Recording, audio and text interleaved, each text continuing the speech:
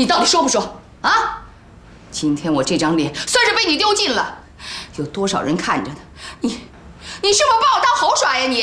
行，哎，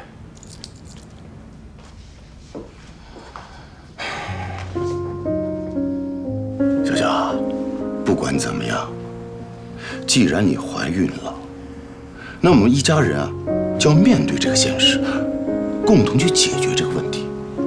所以啊，你必须把具体发生的所有的事儿，所有的来龙去脉，详细的跟我们说一下，好吗？小小，姥姥错了，姥姥之前就不该帮着你妈一起逼着你去参加什么相亲活动。可是你怀孕的事儿，姥姥是把它当好事儿看的。不管你怀了谁的孩子，你说出来，那你们就踏踏实实的结婚吧。结婚？结什么婚呢？啊，她这孕怀的名不正言不顺的，可想而知那个男的有多么不靠谱了。你赶紧说呀，你这孩子倒霉爹到底是谁？你们都别问了，问了我也不会说的。好，你今天不说就甭出这个门儿，真是把你惯坏了，什么事儿都由着你性子来。你做出这样的事儿，你让我们怎么出去见人呢？我不说，是因为我觉得这件事情说出来一点意义都没有。哎呦，小小，怎么叫一点意义都没有啊？你是我们的闺女儿，你现在怀了孕，是吧？我们想知道这个孩子的父亲是谁，这不过分吧？爸，我不但不想告诉你们，我今后也不想告诉我的孩子。实话告诉你们吧，我想自己把这个孩子养大，我要做单亲妈妈。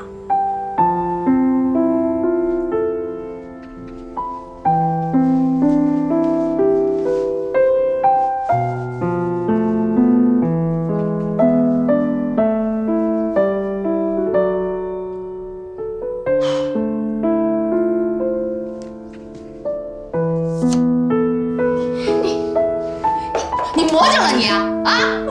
还单亲妈妈，你带过孩子吗你？啊，你知道养孩有多难吗？这些都不说，你一个没结婚的大姑娘，你带着一个孩子，你叫外人怎么看呢你？我自己的日子我自己过，我管别人怎么看我呢？你不要脸，我还要脸呢！那行，那我以后就搬得远远的，我也不带孩子回来看您，您要您的脸，我丢我的人，我们井水不犯河水。你就不想想啊，这孩子长大了以后像现在一样气我一样的气你，你是不是很后悔生了他？不，我绝对不会后悔的。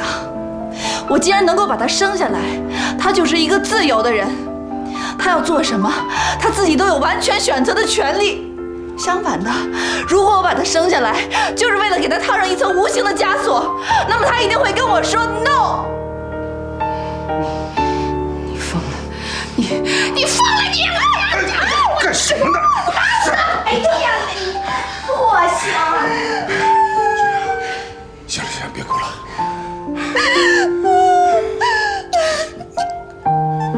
小小，不哭了。小小，来，快擦擦。不哭了啊！小小，都是你妈不好，回头啊，我好好批评她啊！不哭了啊！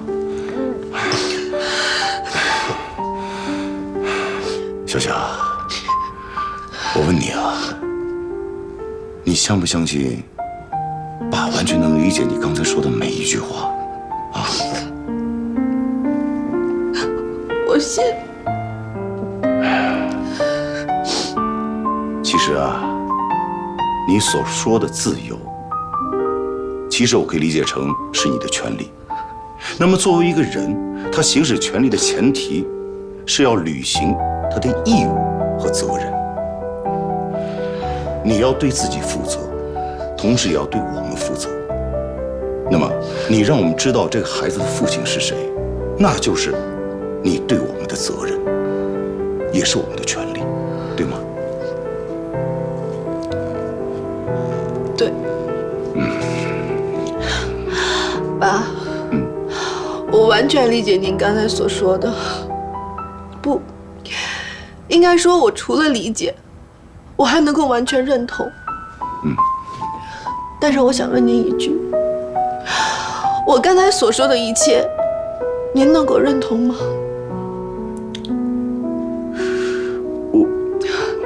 所以说，您只能理解，但是您并不认同。这就是我为什么不能把这件事情完完整整告诉你们的原因。爸，您不认同，您至少还能理解。可是我妈呢？啊，你看看我妈那个样子，她完全是失去理性的，她就像疯了一样。我怎么能把这件事情告诉你们呢？如果我说出来，您能保证这件事情就朝积极的方向去发展吗？一定不能。它肯定会越来越乱，越来越难控制。所以爸，我是不会说出来的。你们干嘛呢？啊，一家人啊，什么权利，什么义务？打官司呢？小小，他们不认同你，我认同。只要你告诉我，那孩子他爸是谁，你想怎么着就怎么着。姥姥，现在是你们一大家子坐在这边审问我，如果我告诉您了，您能保证不让他们知道吗？如果您能，我就告诉您。这个谁呀？行，我看看去。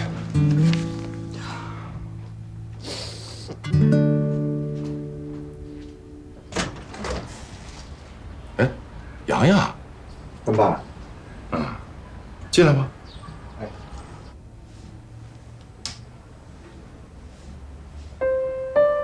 好了，干妈，这张卡里一共有376868，这里边有我小时候的压岁钱，还有上中学、小学时候的零花钱，有我上大学时候打工挣的钱，还有我这几年的工资，都在这卡里边了。我知道。这没多少，但这真是我全部积蓄了。今儿个都交给您。你给我们这么多钱，是什么意思呀？哎，洋洋，你这是怎么了呀？啊？都是一家人，有什么话你就直说吧。哎，那我直说，姥姥，我今儿来是跟干妈干爸提亲的，我要娶小小。啊？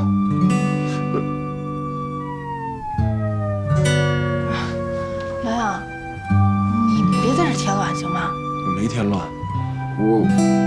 我不在乎，我不在乎别人怎么看我，真的，我也不在乎这孩子他父亲是谁。我就想对小小好，因为我是真喜欢他。我保证也对这孩子好。我对他就像对我自己的孩子一样，真的。只要小小不说，我绝对不问这孩子父亲是谁。我什么都不想，我就好好挣钱。挣了钱之后，我还都存这卡里边。我不为别的，我就想把我一切都给小小，给这孩子。洋洋，你看你这冷不丁的来这么一出，你让我怎么跟你说呢？算了，我就实话告诉你吧，我现在没想结婚啊。没关系，我等你。你什么时候想结，咱什么时候结。我想你可能是误会了，那不是说我现在不想结婚，而是说我就不打算结婚了。你说什么？你再说一遍。我就是没打算结婚啊，我想单身啊。你说你这辈子都不打算结婚？你们听见了吗？他说他这辈子都不想结婚，这真是太好了。哎，什么叫太好了呀？干爸，你怎么不明白呢？只要小姐这辈子不结婚，那她就这辈子都是我姐，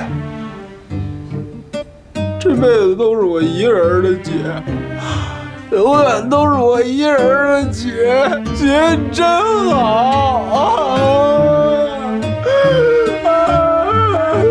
对，我永远是你的亲姐姐啊！不哭啊，洋洋啊！够了，差不点得了啊！演起来没完没了了。没演干嘛？我是真的。得，一边待着去，过来，我还得赶紧审他呢。跟你们俩一天生不完的气。反正这事儿我表过态，只要她愿意嫁，我就娶。闭嘴！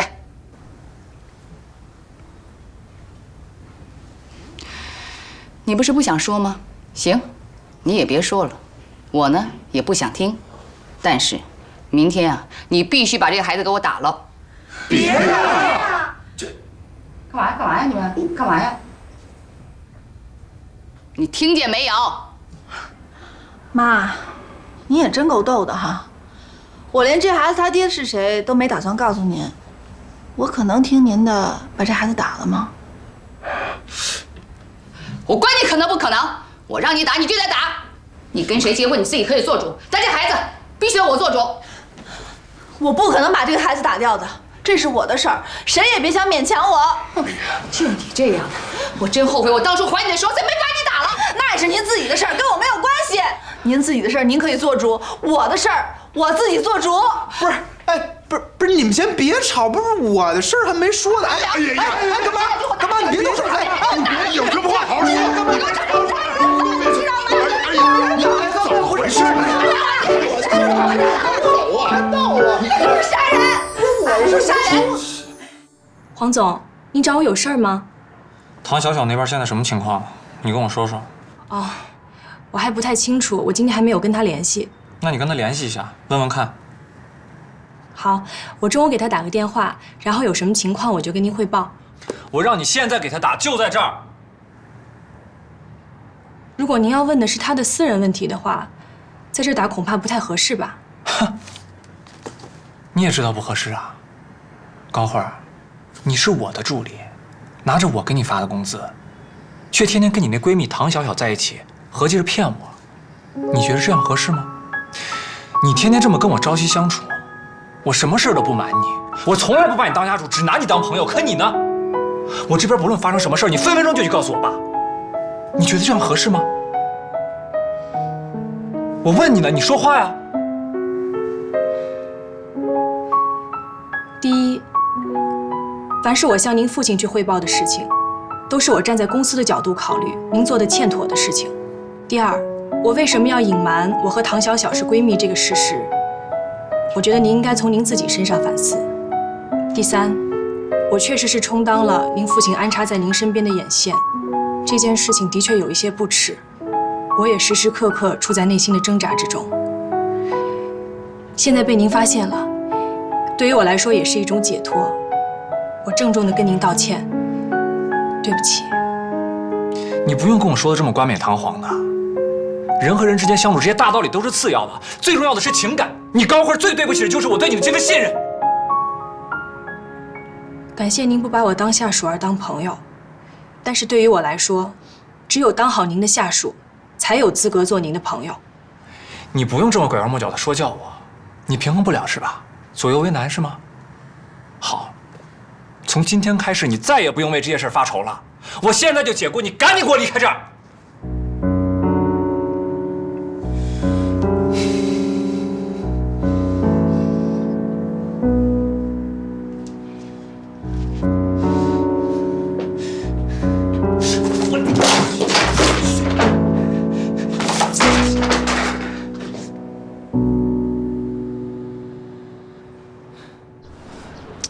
洋洋，洋洋，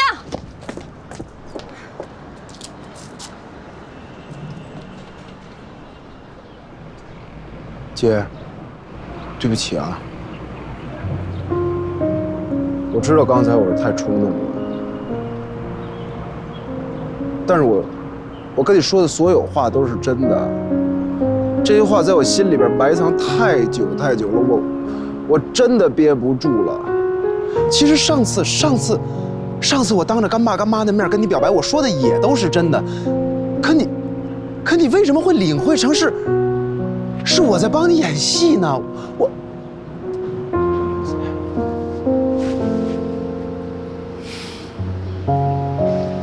行了，洋洋，我现在全懂了。所以我觉得我挺对不起你的，真的。这么长时间了，我怎么就一点都没有意识到你对我的这份感情呢？姐，你记得小时候有一次咱俩走丢了，大晚上的，漆黑的马路，咱俩找不到家，你都吓哭了，我一点都不害怕，你知道为什么吗？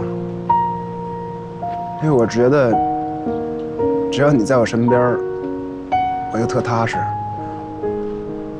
我无所谓，我怎么都行。这10几年我一直没敢告诉你，是因为我害怕，我害怕你离开我。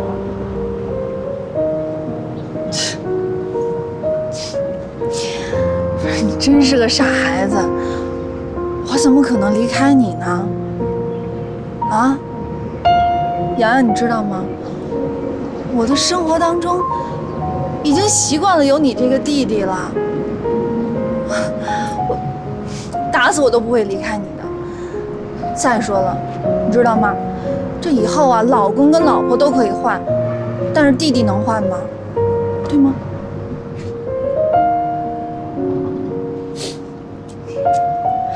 不过，洋洋，你有没有想过，你对我的这份感情，它会不会是从小到大的一种对姐姐的依赖性，或者是我们在一起那么长时间的一种惯性？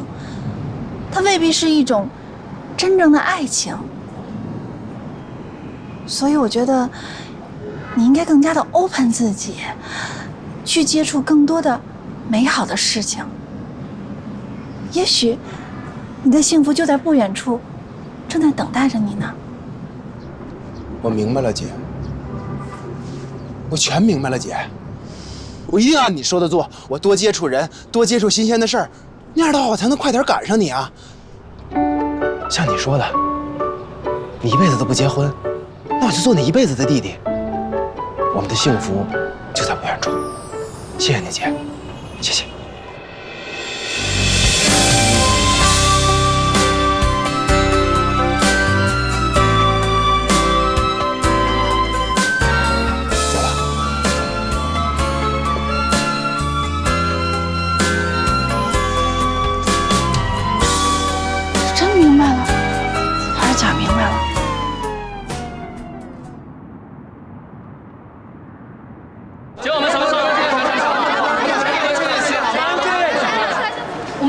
2个钟了，现在又说不能接受采访，什么意思？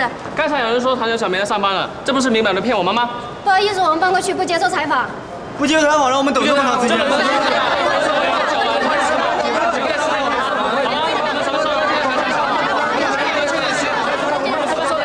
唐小来了，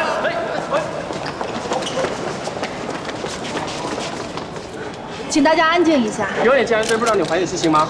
请问你第一次被家人逼着参加相亲活动，是否知道自己已经怀孕了呢？请问这件是不是你精心策划了一系列炒作呢？不好意思，我现在无法回答你们的任何问题，因为我是在上班的时间。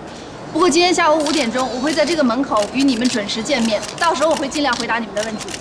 抱歉。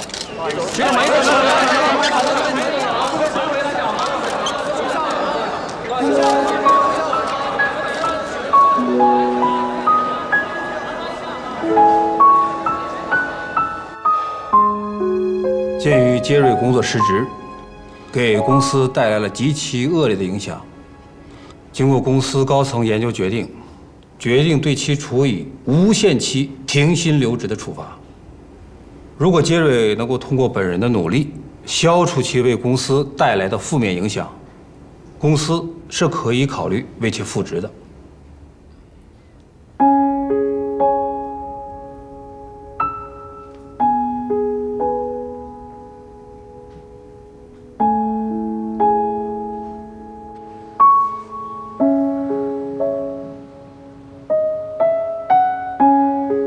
各位领导，各位同仁，请先允许我开门见山地说几句。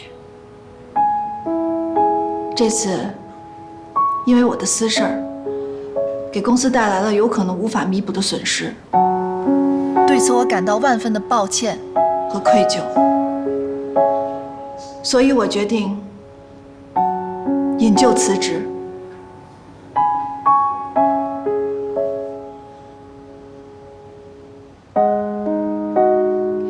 我保证辞职以后，想办法利用媒体尽量撇清楚我个人和公司之间的关系，避免给公司带来的不良影响。在此，我也恳请在座的各位，如果你们想到了任何有利于挽回公司名誉的办法，一定要告诉我，我将义不容辞。最后，请允许我真诚地跟大家说一声对不起，我让大家失望了。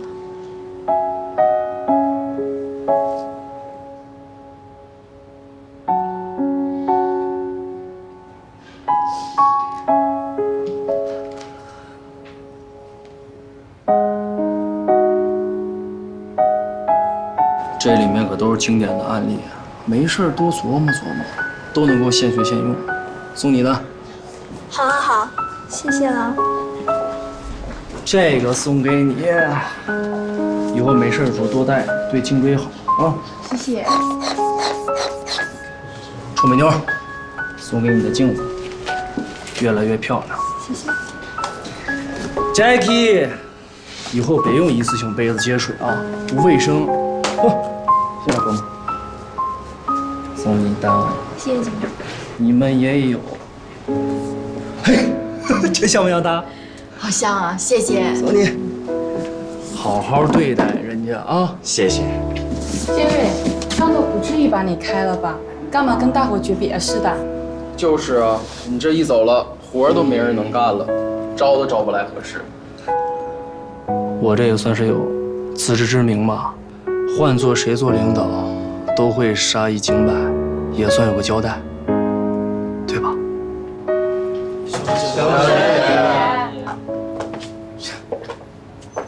这都站在这儿干什么呀？不去工作去？瞧你们这一个个苦丧的脸，多大点事儿啊！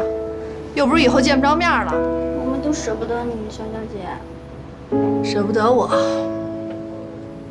那你们就从今天开始，你们一个个的都得给我更加努力的工作，不许给小小姐丢脸，听见没有？听见了。好，该干活干活去吧。小小姐，我们都舍不得你走。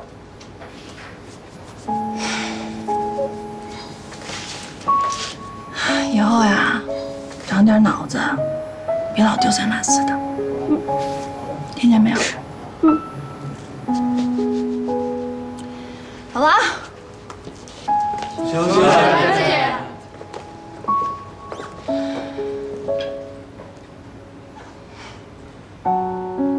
不好意思呀，给你留了个烂摊子。唐小小，你是一个让我很敬佩的对手。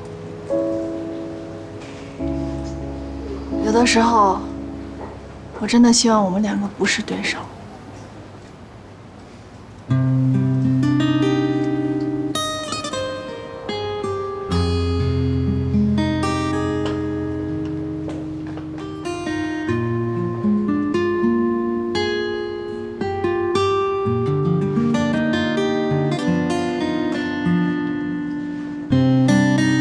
南风又轻轻地吹送，相聚的光阴匆匆。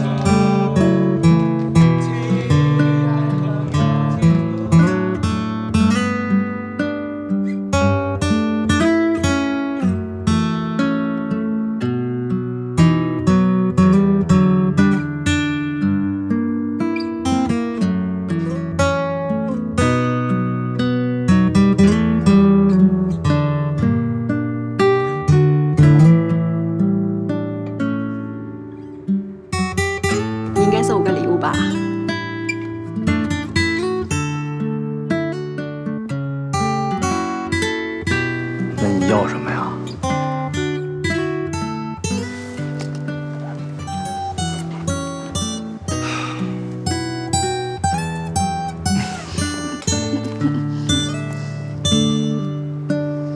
你对我回来的不会太长时间的。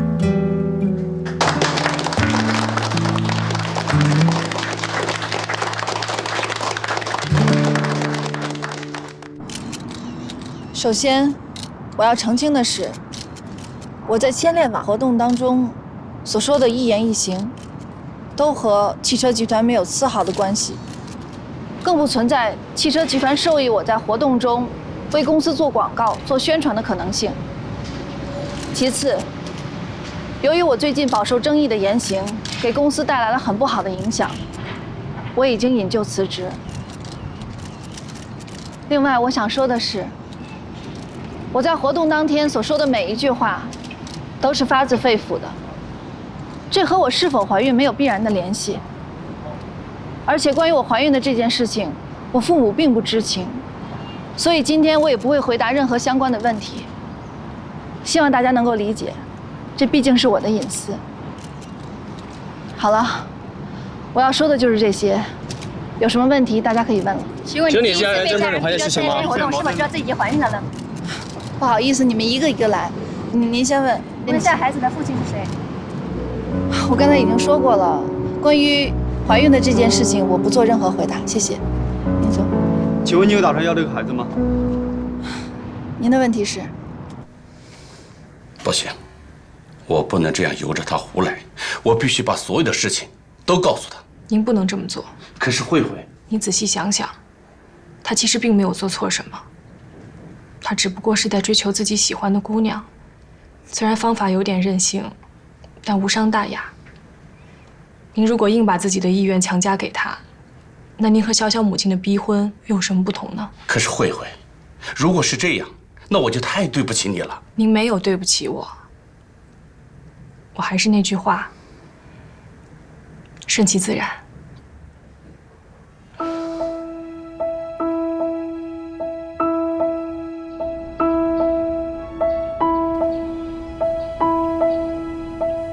对不起。你跟我说什么对不起啊？说来说去，咱们俩落到这一步，还是因为我没把持住吗？给，谢谢。谢谢。话怎么能这么说呢？其实你那边要不是我捣乱，现在肯定做得特别好。我那边呢，本来有你帮忙，我都已经看到希望了，可是还是被我自己给搞砸了。人生大起大落，实在是太快太刺激了。哎，还真是啊，你没发现吗？这人活着呀，就总是有各种各样的麻烦。每天我们醒来，就是解决完这个问题，再去解决另外一个问题，就这样重复重复。总之，我们每天要面对问题，解决麻烦，就当是一场刺激震撼的游戏吧。你这心态真棒，点个赞。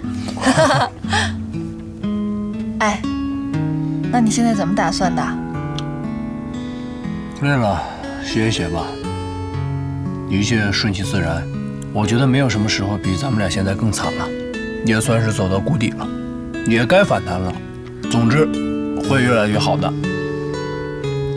有道理。来，我再给你包一个荔枝吧。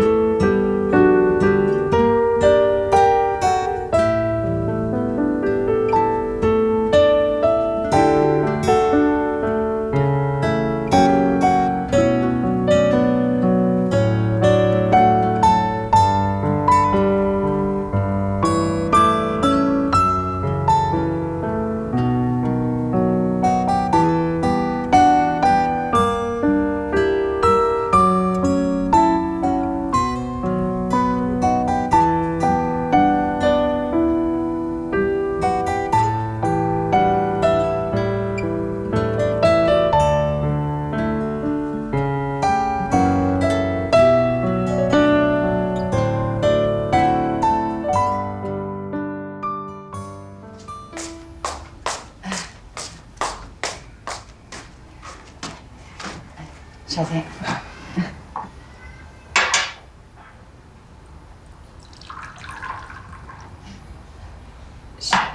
喝茶。谢谢阿姨。我给你切水果去。哎，别，阿姨，您甭忙活了，咱踏踏实实说会儿话吧。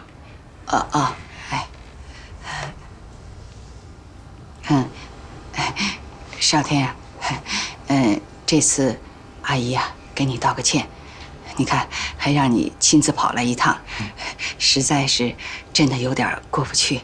嗨，什么道歉不道歉的，我也没损失什么，就当是给了钱没拿到货呗。不是，阿姨，我的意思就是说，你也尽力了，但是这婚姻大事确实勉强不来，这也没办法，是吧？不过，阿姨呀，得跟你澄清一下，关于小小怀孕的事，我真的是一点都不知道。你说我要是知道，我怎么能答应你跟他牵手呢？哎呀，这孩子真是气死我了。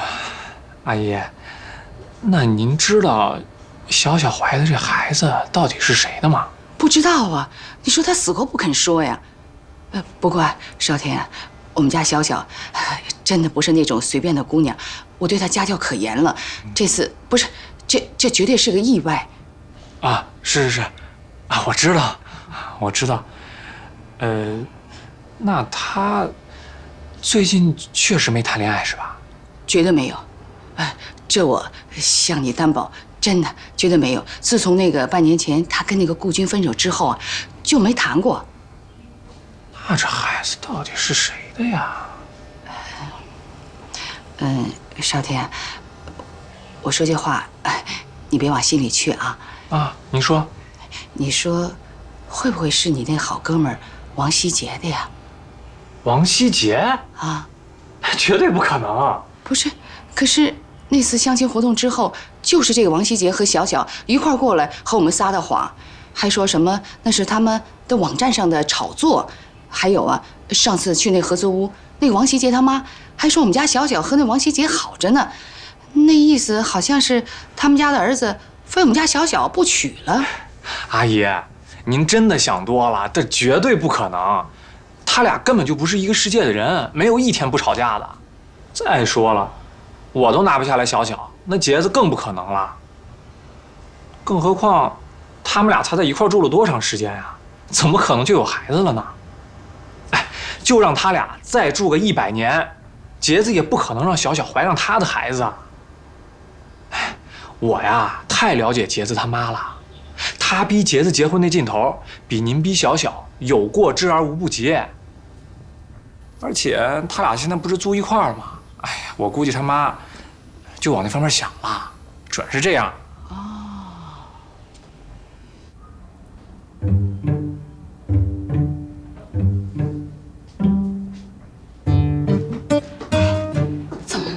小伙子嚷嚷啊，脾气那么好呢，这事儿乱到谁头上，那不得发火啊！您小点声儿，是听他说，不是听您说啊。要不你出去看看？我可不去啊，多丢人呐！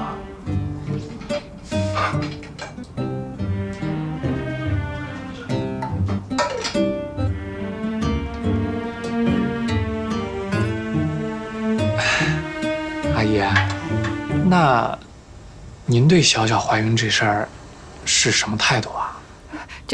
这孩子我不能让他要啊！你说这孕怀的不明不白的，你说他自己不说就算了，可怎么没见那男的也站出来说句话呀？所以啊，这孩子必须得打了。那小小呢？他怎么说？我真不好意思提这事儿。你说这孩子不知道他抽什么风了，他非要自己把这孩子生下来。什么？他要把这孩子给生下来？他这说的不是气话吧？哎呦，这真不像是气话。不过这回啊，我真不能由他性子来，这孩子死活不能要。阿姨，其实吧，他要是他要是真能不要这孩子，我倒是挺看得开的。我不是特别介意这个。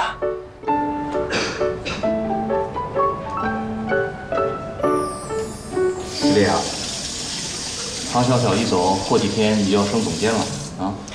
哎呀，高总，我是有点胜之不武啊。高总，不瞒您说，后来啊，我专程的看了一眼那个相亲活动的现场视频。如果没有这次意外的话，恐怕唐小小的危机公关又要奏效了。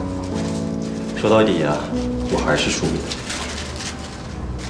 你呀，还是格局太小，目光太短浅，很多事情你都没有看明白。其实你俩的竞争无关业绩，从一开始你就赢定了。怎么讲？还不明白？公司怎么会在这么重要的职位上安排一个大龄未婚未育的女人呢？她总得要结婚吧，总得生孩子吧。真到那么一天的话，受影响最大的还不是公司啊？女人呐，只能做她们应该做的事情。这个世界，终究还是男人的。照你这么说，小天还真是特别喜欢我们家小小了。只要把孩子打掉，他还能接受。是呀，您说能对小小这么好的男人，上哪儿去找啊？这真是过了这个村就没这个店了。咱们呀还得抓紧，不能再犹豫了，不能让小小啊要这个孩子呀。哎，你怎么能这么想呢？你这是在一条歪路上越走越远，你再往前走就回不来了。怎么是歪路了？这不是歪路是什么呀？我还是那个观点啊，就算这个少天是天底下最好的男人，是吧？可咱们家小小要不喜欢的话，咱们就不能把他们俩拴在一块儿。你还别总拿少天喜欢小小说事儿。这新闻上有小伙求爱不成还自残呢，那也是喜欢。可那种喜欢，咱受得起吗？你跟我嚷嚷什么呀？你倒是没跟那个求爱不成往人家脸上泼硫酸毁容的比。我这说的实实在在的，怎么到你嘴里就成了不着调的了？哎，你们俩吵够了没有啊？我表个态啊，既然小小怀孕了，那就是生米做成熟饭了。不管她怀的是谁的孩子，只能跟孩子他爹结婚。妈，这都什么时代了？这跟你们那个年代不一样。不管是什么年代，都没见过他亲妈为逼领有自己闺女打胎的。这是关心，这是爱护。说我们小小魔怔，你才魔怔了呢。你以为让他打胎我不心疼啊？那有什么办法呀？这长痛啊不如短痛，这道理总明白吧？再说了，和一辈子幸福相比起来呀，那打胎呀压根儿就不是个事儿。是，我插句话啊，妈，不是您按您的意思是，就是说，小小怀了谁的孩子，她就应该嫁给谁，是不是？我是不同意的。为什么呢？因为您的做法跟逼小小和少天在一起，从性质上来说是一样的。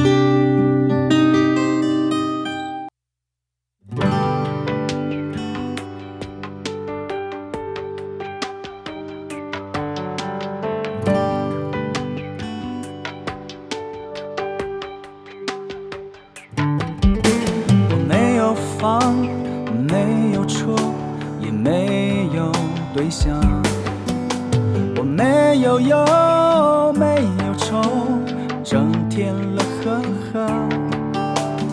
妈妈说你都30了，也该成家了。我30岁的时候，你都5岁了。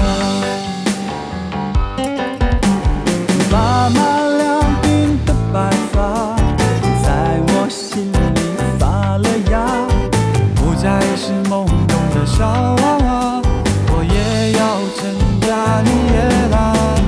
妈妈2鬓的白发，在我心里发了芽，不再是懵懂的小娃娃，我也要